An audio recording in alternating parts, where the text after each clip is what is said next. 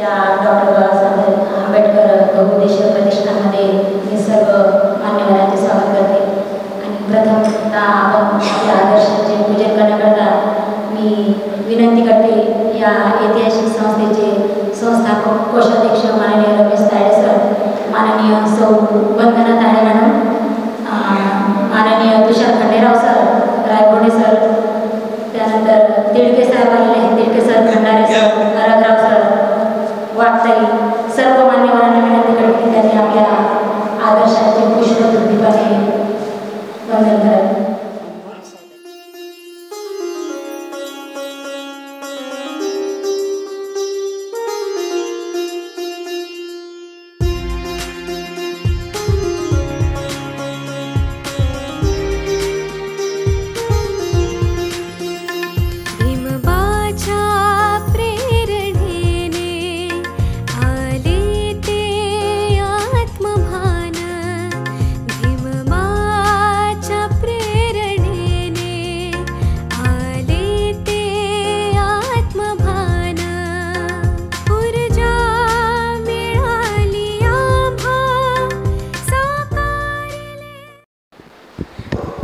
लगेच आपण बुद्धवंदनेला सुरुवात करणार आहोत. त्रिरत्न नमन. अरहं सम्मा संबुद्धो भगवा बुद्धं भगवन्तं अभिवादेमि. स्वाखातो भगवता धम्मो धम्मं नमस्सामि. सुपटिपन्नो भगवतो सावकसंघो संघं नमामि. नमन. नमो तस्स भगवतो अरहतो सम्मा संबुद्धस्स. नमो तस्स भगवतो अरहतो सम्मा संबुद्धस्स. नमो तस्स भगवतो अरहतो सम्मा संबुद्धस्स. त्रिशरण.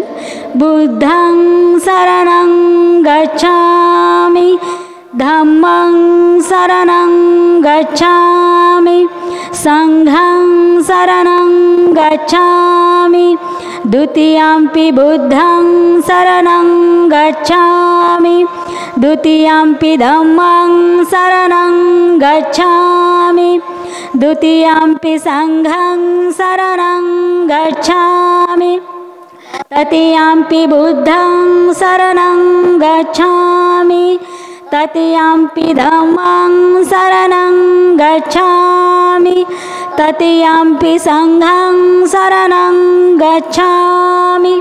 पंचशी. पानातिपाता वेरमणि सिक्खापदं समादयामि.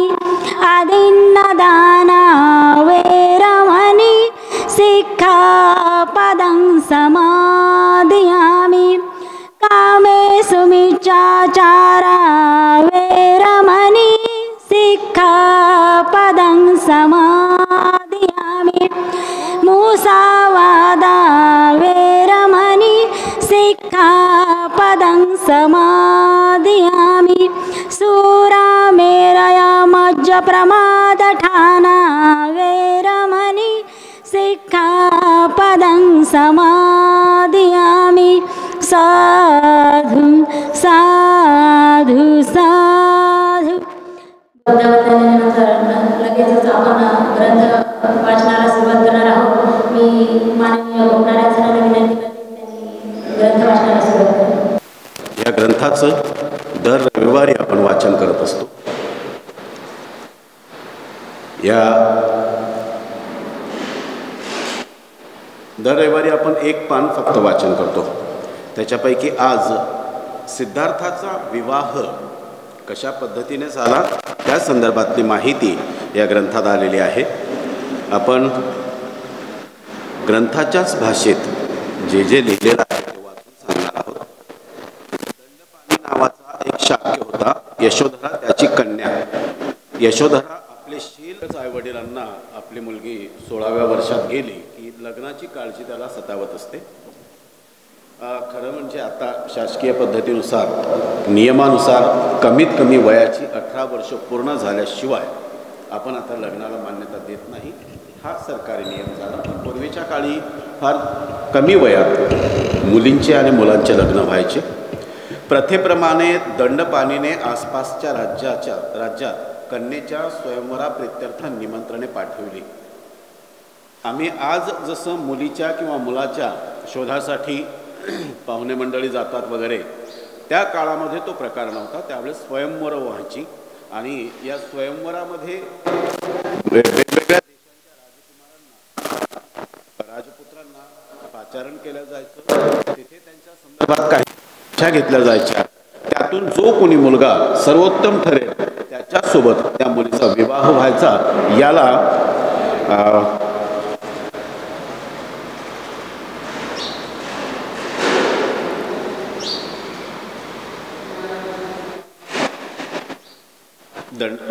सिद्धार्थ गौतमाला हे निमंत्रण पाठवण्यात आलेलं होतं. सिद्धार्थ गौतम सुद्धा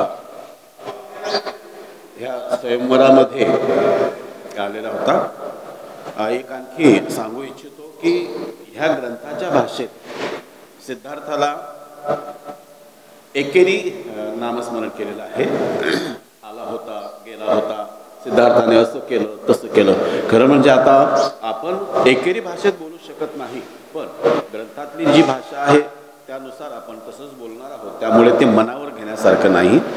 सिद्धार्थ गौतमालाही निमंत्रण करण्यात आले होते. सिद्धार्थ गौतमानेही आपले 16वे वर्ष पूर्ण केले होते. त्याचे माता पिताही त्याच्या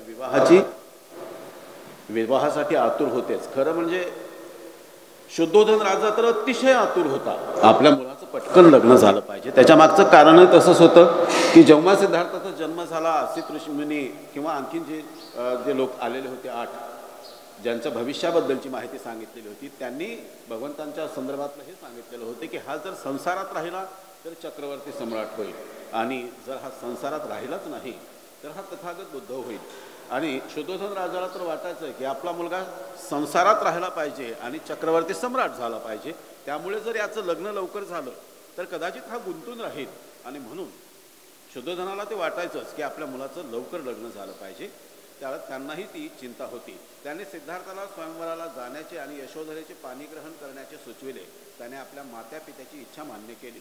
शुद्धोधनाने सिद्धार्थाला सांगून टाकलं की आता तुम्हाला ह्या स्वयंवराला जायचं आहे, जा आणि यशोधरेचं पाणीग्रहण करा, म्हणजे तिला स्वीकार करा आणि आमची सून म्हणून तिला घेऊन या. सिद्धार्थाने सुद्धा त्या गोष्टीला मान्यता दिली. स्वयंवरासाठी उपस्थित युवा समुदायात यशोधरेने सिद्धार्थ गौतमाची निवड केली. सिद्धार्थ एकटाच नाही तर बरेचसे युवक, बरेचसे राजपुत्र त्या स्वयंवरामध्ये आलेले होते. पण सिद्धार्थाला जेव्हा यशोधरेने पाहिलं तेव्हा तिने सर्वप्रथम पहिल्याच नजरेत सिद्धार्थाची निवड करून टाकली. या निवडीवर दंडपाणी काही फारसा संतुष्ट नव्हता. त्याला या विवाहाच्या सफलतेविषयी शंकाच होती. सिद्धार्थाची निवड केली हे जेव्हा दंडपाणीला माहिती झालं की आपल्या मुलीने सिद्धार्थाची निवड केलेली आहे, त्यावर त्याला फारसं समाधान झालं नाही. त्याच्या मागचं प्रमुख कारण असं होतं की सिद्धार्थाची जी मनोवृत्ती होती ती संन्यस्त स्वभावाची होती. ध्यान करणे, लोकांवर दया करणे, किंवा एकूणच असं की क्षत्रियाचं जे काही वर्तन होतं त्या वर्तनाच्या अपरोक्ष, त्या वर्तनाच्या विरुद्ध सिद्धार्थ वागत होता. क्षत्रियासारखा तो वागत नव्हता, तर एखाद्या संन्याशीसारखा, एखाद्या संतासारखा तो वागायचा. म्हणून दंडपाणीला यशोधरेने निवड केली असली तरी त्यांना काही ते फारसं रुचलं नाही. सिद्धार्थाला त्याच्या मते साधू संन्यासाच्या संगतीचे व्यसन जडले होते. दंडपाणीला हे वाटायचं की याला साधू संन्यासांच्या सोबत राहण्याचं व्यसन जडलेलं आहे. त्याला एकांतवास प्रिय होता. सिद्धार्थ एकांतवासात जास्तीत जास्त वेळ घालवायचा. आपण जेव्हा विपश्यना करतो तेव्हा त्या विपश्यनेमध्ये सुद्धा आपल्याला एकांतवासच सांगितला जातो.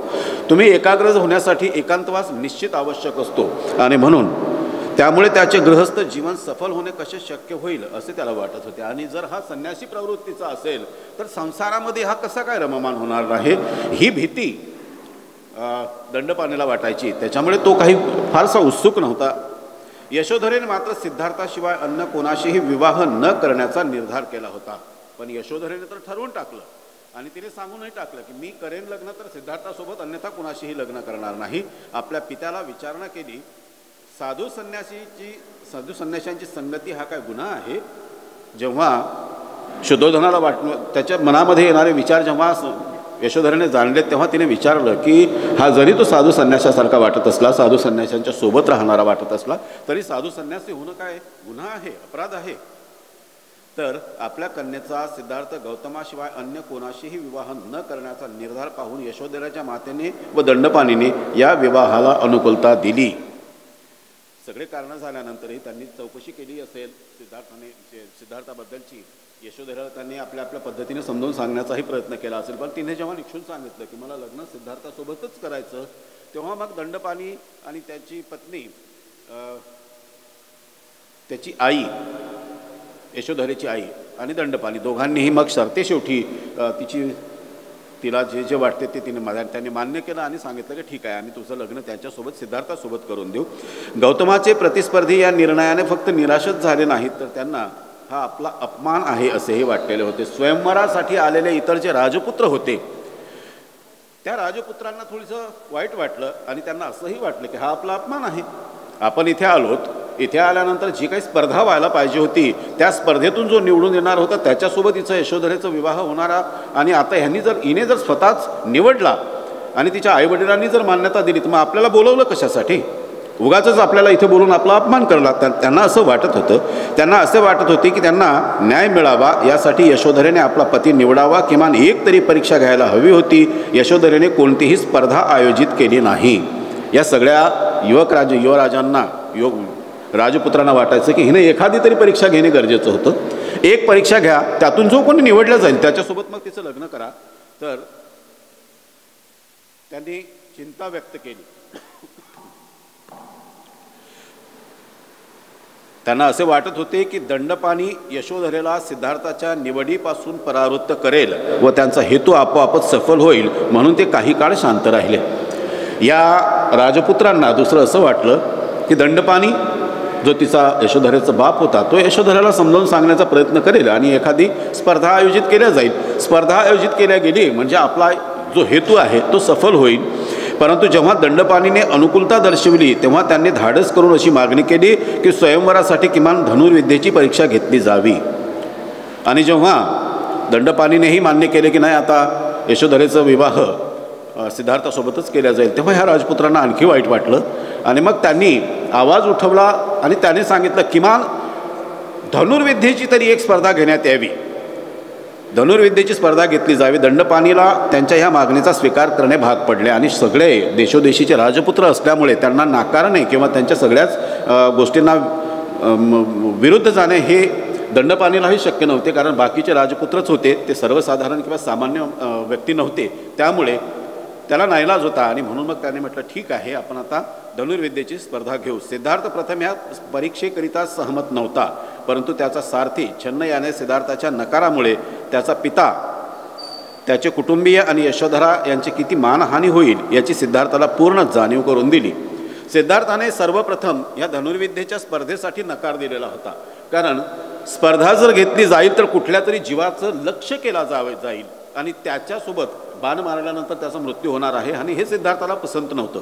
म्हणून त्यांनी सर्वप्रथम तर सांगितलं की मला कुठल्या स्पर्धेत, धनुर्विद्येच्या स्पर्धेत तर अजिबात भाग घ्यायचा नाही. पण त्यांचा जो मित्र होता छन्न नावाचा, त्याने समजावून सांगितलं की जर तुम्ही असं केलं नाही तर तुमच्या आईवडिलांना किती वाईट वाटेल. तुम्ही जर या स्पर्धेत भाग घेतला नाही तर ज्या यशोधरेने तुम्हाला पहिल्या नजरेत पाहताच पसंत केलेलं आहे त्या यशोधरेला किती वाईट वाटेल. ह्या सगळ्या गोष्टी जेव्हा व्यवस्थितपणे समजावून सांगण्यात आल्या तेव्हा सिद्धार्थाने कबूल केलं, ठीक आहे मग मी त्या स्पर्धेत भाग घेईल. सिद्धार्थ या युक्तिवादाने अत्यंत प्रभावित झाला व त्याने स्पर्धेत सहभागी होण्याचा निर्णय घेतला. छन्नाच्या युक्तिवादानंतर सिद्धार्थाने मान्यता दिली की ठीक आहे मी या स्पर्धेत भाग घेईन. स्पर्धा आरंभ झाली. प्रत्येक स्पर्धकाने क्रमाक्रमाने आपल्या कौशल्याचे प्रदर्शन केले. उपस्थित झालेल्या सर्व राजपुत्रांनी आपापल्या पद्धतीने त्या स्पर्धेत भाग घेतला आणि स्पर्धा गाजवण्याचा प्रयत्न केला. गौतमाची पाळी सर्वात शेवटी होती. त्याचे कौशल्य सर्वश्रेष्ठ ठरले. आधी जेव्हा सगळ्या राजपुत्रांनी धनुर्विद्येचा सराव केला, ज्या ज्या स्पर्धा होत्या त्यात त्यांनी लक्ष वेधण्याचा प्रयत्न केला असेल, कदाचित त्यांचं लक्ष वेधलं गेलं नसेल. लक्ष वेधण्यासाठी सर्वप्रथम तुम्हाला मनाची अनुकूलता लागते आणि जोपर्यंत तुम्ही एकाग्र चित्त होऊन एखाद्या लक्षावर बाण सोडत नाही तोपर्यंत तुम्हाला लक्ष वेधता येत नाही हे सिद्धार्थाला चांगल्या पद्धतीने माहीत होतं आणि सरते शेवटी तेच झालं. सर्वात शेवटी सिद्धार्थाची पाळी आली आणि त्यांनी जेव्हा धनुर्विद्या ते धनुष्यावर बाण चढवला आणि लक्षावर सोडला तेव्हा तो अचूक लागला आणि तो सर्वश्रेष्ठ ठरला. त्यानंतर विवाह संपन्न झाला. आता सर्वश्रेष्ठ ठरल्यानंतर स्पर्धेत पहिल्या क्रमांकावर आल्यामुळे आता ह्या राजपुत्रांना पुढे बोलायला काहीही संधी उरलेली नव्हती आणि म्हणून त्या दोघांचा विवाह संपन्न झाला. या विवाहाने शुद्धोधन आणि दंडपाणी दोघेही प्रसन्न झाले. बाण चालवल्यानंतर जी स्पर्धा आयोजित केलेली होती त्या स्पर्धेत प्रथम क्रमांक आल्यामुळे आता दंडपाणीला सुद्धा हुरूप आलेला होता. त्यालाही बरं वाटलं की सिद्धार्थ ज्या पद्धतीने समजला जातो, सिद्धार्थाच्याबद्दल तो संन्यस्त आहे, तो क्षत्रिय नाही, त्याला शस्त्र चालवता येत नाहीत वगैरे ही जी काही लोकांच्या मनातली धारणा होती ती चुकीची आहे हे दंडपाणीला समजलं आणि स्पर्धा जिंकल्यामुळे शुद्धोधनालाही खूप बरं वाटलं. त्याचप्रमाणे यशोधरा आणि महाप्रजापती याही विवाहाने आनंदित झाल्या. यशोधरा तर खुश झालीच, कारण तिने पहिल्यांदाच पाहिल्याबरोबर सिद्धार्थाचं वरलं होतं, त्यामुळे ती तर खुश झाली. सिद्धार्थाची आईसुद्धा यशोधरा सिद्धार्थ प्रजापती ही सुद्धा आनंदित झाली. विवाह होऊन अनेक वर्षे लोटल्यानंतर यशोधरेला पुत्ररत्न प्राप्त झाले, त्याचे नाव राहुल होते. या ग्रंथामध्ये आपण पाहतो लग्नाचा एवढा मोठा सोहळा आहे, पण बाबासाहेबांनी एका ओळीत लिहिलेलं आहे सिद्धार्थाचं आणि यशोधरेचं लग्न झालं. ह्या गोष्टी आपल्याला समजून घेणं गरजेचं आहे की एका ओळीतच फक्त बाबासाहेबांनी हा ग्रंथ का लिहिलेला आहे. पुढे त्यांनी आणि पुढे सांगितलेलं आहे लग्न झाल्यानंतर बऱ्याच वर्षानंतर सिद्धार्थाला पुत्ररत्न प्राप्त झालं एवढंच झालं. त्याचं बाकी सगळ्या गोष्टी त्यांनी बाबासाहेबांनी टाळलेल्या आहेत. त्याच्यामागचं कारणच असं आहे की जर त्यांनी सगळ्या गोष्टींची उकल केली असती, प्रत्येक गोष्ट जर सांगत बसले असते, आता विवाहाचा सोहळा जर सांगायचा असता तर त्या विवाहामध्ये काय काय प्रसंग झालेत, सगळे चांगले घडले असतील असं नाही, काही वाईट घडले असतील तेही होतील, पण या सगळ्या गोष्टी बाबासाहेबांनी टाळल्यात, कारण या ग्रंथाचं स्वरूप फार मोठं होऊ नये ही बाबासाहेबांची श्रद्धा होती. त्यापुढे पुत्र संरक्षणार्थ पित्याची योजना पुढचा संदर्भ जो आहे, सिद्धार्थाच्या संरक्षणासाठी शुद्धोधनाने काय काय युक्त्या केल्यात त्याबद्दलची माहिती पुढे आलेली आहे. आपला पुत्र विवाह बंधनात बांधला गेला, त्याने गृहस्थ जीवनात प्रवेश केला हे पाहून राजा आनंदित झाला. आपला शेवटी आपल्या मुलाचं लग्न झालं आणि आता त्याची पत्नी आलेली आहे हे पाहिल्यानंतर शुद्धोधनाला बरं वाटलं की आता हा कदाचित संसार त्याग करून जाणार नाही असं शुद्धोधन राजाला वाटलं. परंतु आसित मुनीची भविष्यवाणी मात्र त्याला निरंतर अस्वस्थ करत होती. परंतु आसित मुनीने जे सांगितलेलं होतं की हा निश्चितपणे बुद्ध होईल आणि ग्रहत्याग करून निघून जाईल, ही जी वाणी होती त्या आसित मुनीची, ही शुद्धोधन राजाला वारंवार सतावत होती की त्याला चिंता वाटत होती की शेवटी जर असं झालं तर कसं होईल. ही भविष्यवाणी सत्य होऊ नये यासाठी त्याने असा विचार केला की गौतमाला जीवनाचे भौतिक सुख व भोगविलास यात गुंतवून ठेवावे. भौतिक सुखाच्या आहारी गेलेला माणूस, मग तो कोणीही असो, आपण उदाहरणं पाहिलेले आहेत की मोठमोठे संन्यासांची काही बाकीच्या ग्रंथांमध्ये आपण ऐकलेलं की त्या संन्यासांनी जय भीम सर बाकीच्या त्या संन्यासांनी तपश्चर्या केल्यानंतरही भोगविलासात गुंतल्यामुळे त्यांनी तपश्चर्याचा भंग केलेला होता. आणि म्हणून शुद्धोधनालाही असं वाटत होतं की आपला मुलगा आता विवाहबद्ध तर झालेला आहे, याला आणखी भोगविलासात गुंतवून जर ठेवलं तर हा कदाचित मग बाहेर तिकडे जाणार नाही, तो संन्यासी होणार नाही. या उद्देशाने प्रेरित होऊन शुद्धोधनाने आपल्या पुत्राच्या निवासासाठी 3 विलास महाल बांधलेत. 3 वेगवेगळे 3 महाल बांधून ठेवलेत शुद्धोधन राजाने, कारण याने अजिबात बाहेरचा विचारच करू नये. एक ग्रीष्म ऋतूकरिता, दुसरा वर्षा ऋतूकरिता, तिसरा शीत ऋतूकरिता. हे 3ही विलास प्रसाद अमोद प्रमोद आणि भोगविलासी भावनांना भडकविणाऱ्या प्रसाधनाने युक्त होते. 3 उन्हाळ्यासाठी एक वेगळा महाल बांधला, पावसाळ्यासाठी एक वेगळा महाल बांधला आणि हिवाळ्यासाठी एक वेगळा महाल सिद्धार्थासाठी शुद्धोधनाने बांधून ठेवला. आणि नुसतंच महाल बांधून ठेवलेले नाहीत तर भोगविलासासाठी, त्याच्या शारीरिक सुखासाठी ज्या ज्या गोष्टी अपेक्षित असतील, आता तोही पुरुष होता, एक पिता होता, वडील या नात्याने आणि पुरुष या नात्याने पुरुषाला गुंतवून ठेवण्यासाठी कोणकोणत्या घटना आवश्यक असतात त्या सगळ्या शुद्धोधनाला माहीत होत्या. त्या सगळ्या गोष्टी शुद्धोधनाने सिद्धार्थासाठी करून ठेवल्या. प्रत्येक विलास प्रासादाभोवती विस्तीर्ण क्षेत्रात पसरलेल्या उद्यानात सर्व प्रकारच्या वृक्षवल्ली पुष्पफुलांनी बहरलेल्या होत्या. ज्या ज्या ठिकाणी महाल बांधलेला होता त्या त्या ठिकाणी अत्यंत सुशोभित अशा आणि सुगंधित अशा पुष्पलता, वेली वगैरे आणि झाडांचा त्यांनी तिथे पेहराव केलेला होता. राजाने आपला पुरोहित उदाई याच्याशी विचारविनिमय करून आपल्या पुत्रासाठी अनेक सुंदर युवतींनी युक्त अशा अंतपुराची व्यवस्था करण्याचा निर्णय घेतला. उदयीन नावाचा जो शुद्धोधनाचा सेनापती होता, पुरोहित होता, त्याच्याशी संवाद केला आणि त्यांनी सांगितल्याप्रमाणे की त्या प्रत्येक महालामध्ये देशोदेशीच्या अत्यंत सुंदर सुंदर मुली, ज्यांना पाहिल्यानंतर पुरुषांच्या विचारांमध्ये काहीतरी फरक पडत असेल, मानसिकता डळमळीत होत असेल, अशाच सगळ्या सुंदर दिसणाऱ्या मुली, त्या गायन करणाऱ्या असतील, नृत्य करणाऱ्या असतील, वादन करणाऱ्या असतील, विविध प्रकारच्या प्रत्येक देशातल्या मुली शुद्धोधनाने या महालांमध्ये सिद्धार्थाला गुंतवून ठेवण्यासाठी आणलेल्या होत्या. त्या षोडशींनी राजपुत्राला भौतिक सुखात भोगविलासात गुंतविण्याचा आपला हेतू कशा प्रकारे पूर्ण करावा यासाठी उदयनाने त्यांना मार्गदर्शन करावे असे राजाने सुचवले. आणि ह्या आणलेल्या ज्या मुली होत्या, या मुलींनी सिद्धार्थासोबत कसं वागावं, कशा पद्धतीने त्याच्यासोबत वर्तन करावं याबद्दल शुद्धोधनाने उदयनाला सांगितलं की या पोरींना तुम्ही प्रशिक्षण द्या आणि सांगा. अंतपुरातील सर्व मुलींना एकत्र बोलावून उदयनाने प्रथम त्यांना राजपुत्राला कसे वश करावे यांचा मंत्र सांगितला. एक मंत्र सांगितला राजपुत्राला वश करण्यासंदर्भातला उदयनाने त्या सगळ्या मुलींना. त्यांना उद्देशून उदाई म्हणाला, तुम्ही सर्व या कलेत कुशल आहात. तुम्हा सर्वांना भोगविलासाची भाषा चांगली अवगत आहे. तुम्ही सर्व सुंदर आहात. तुमचे हावभाव चित्ताकर्षक आहेत. तुम्ही तुमच्या कलेत निपुण आहात. अर्थात ही स्त्री सुलभ कला होती. स्त्रियांना पुरुषांना आकर्षित करण्यासंदर्भातला ज्या ज्या पद्धतीने यांनी लिहिलेलं आहे, यांनी सरळ सांगून टाकलं उदयनाने की तुम्हाला ह्या सगळ्या कला अवगत आहेत. तेव्हा एका सिद्धार्थाला आकर्षित करणे आणि गुंतवून ठेवणे तुम्हाला फारसं कठीण जाणार नाही. त्या तुमच्या मोहांनी, अस्त्रांनी ज्यांनी आपली कामतृष्णा जिंकली आहे अशा संन्याशालाही विचलित करू शकता. ज्यांना दिव्य अप्सराच मोहात पाडू शकतात अशा देवतांनाही तुम्ही आपल्या मोहपाशात गुंतवू शकता.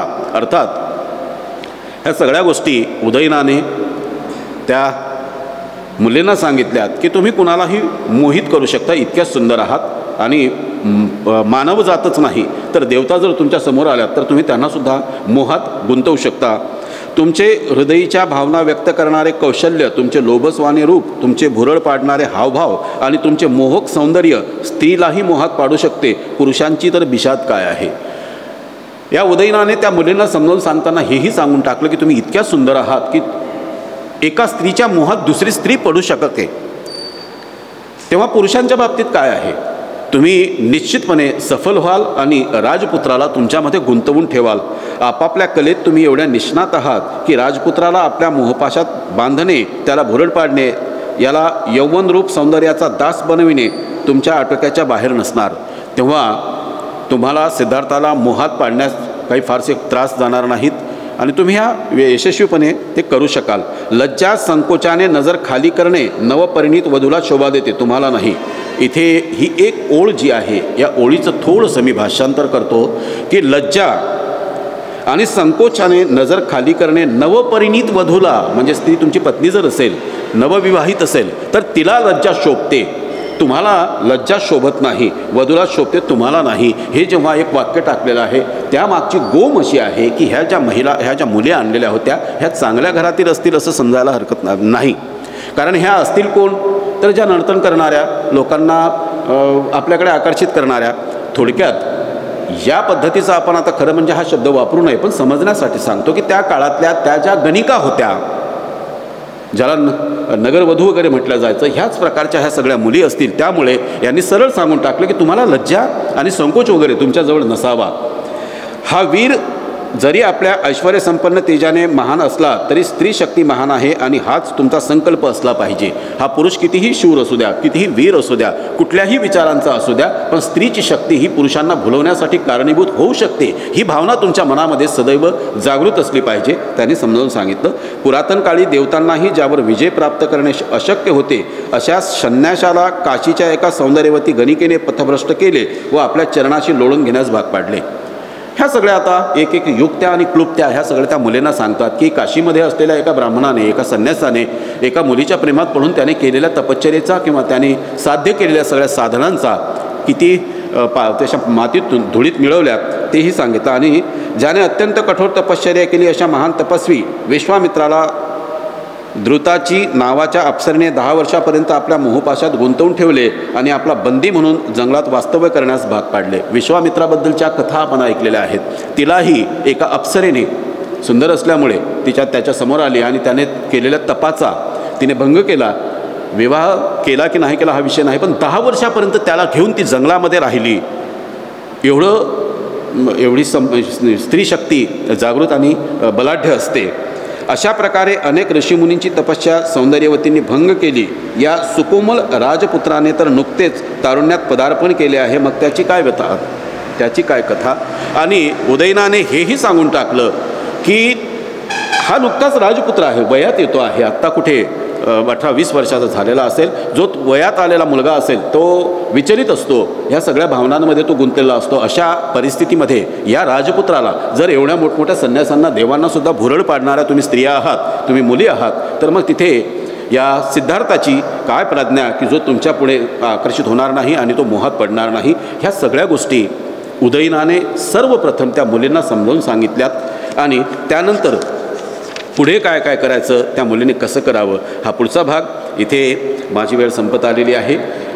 ह्या पुढच्या भागामध्ये आपण आता त्यांच्या विवाहाच्या नंतर ह्या मुलींनी काय काय प्रयोग केलेत आणि मग त्या मुलींनी, तरुण मुलींनी केलेल्या प्रयोगांना सिद्धार्थ बळी पडलात की काय, आणि त्याचा जो काही उद्देश होता तो सफल झाला नाही झाला, या सगळ्या गोष्टींची उकल आपण पुढच्या भागामध्ये करणार आहोत. इथे मी तुर्तास थांबतो. जय भीम, नमो बुद्धाय.